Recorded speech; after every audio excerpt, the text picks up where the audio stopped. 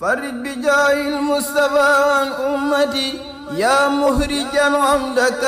من أمتي اكتب صلاة وسلاما للنبي في الآل وصحب ذوي التجنب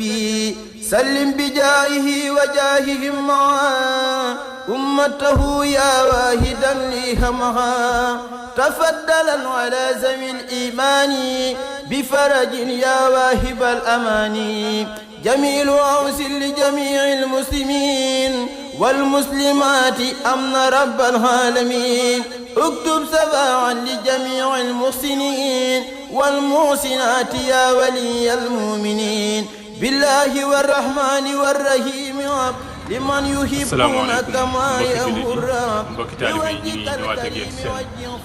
mbind mu ànd ak njàngale ba tey ñu ngi si njàngale bi yonent bi sallallahu alayhi wa sallam di wax ne qaala rasulullahi sallallahu alayhi wa sallam as-sawmu junna moom ngeen jàkkaarool ni hadis bi moom sallallahu alayhi wa sallam mi ngi siy jàngal ni koor kiiraay la maanaam muccuwaay la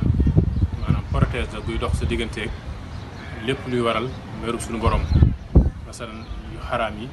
yu sibëg xeetu caay-caay yi nga xam ne ni nit ki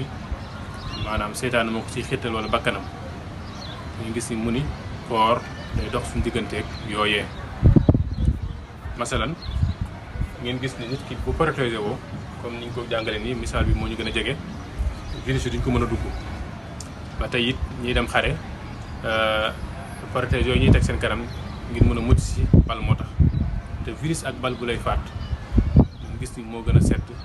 bàkkaar ndax bàkkaar day waral meru suñu borom day tax suñu borom sànji la wala yaasu billaahi te ngi sëriñ mi ngi jàng ci masaalik di wax ni jàmm bi lépp loo xam ne ni am na ko si kaw suuf rek bu ko ñàkkee mun naa am lu ko wuutu lu mu mën a ñàkk rek ni moo xam matériel wala lu mën a doon rek nee na ba mu des jëmmi suñu borom nee na yàlla moom boo ko xasee ba ñàkk munoo am leneen lu ko wut si moom te ngeen gis ni bàkkaar day war a sànji suñu borom kon lii tax ñu mën a mucc ci bàkkaar yi mën naa fonk te mooy koor te yonent bi jàngalaat nañu si beneen xadis ni ñi nga xam mën nañoo denc soxna sax te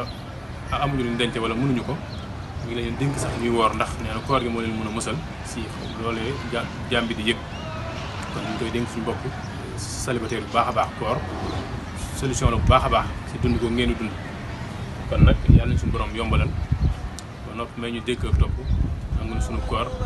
wassalaamu aleykum wa rahmatullahi wa barakatuh musalliyan musalliman ala rasul fi hizbihi ya man habani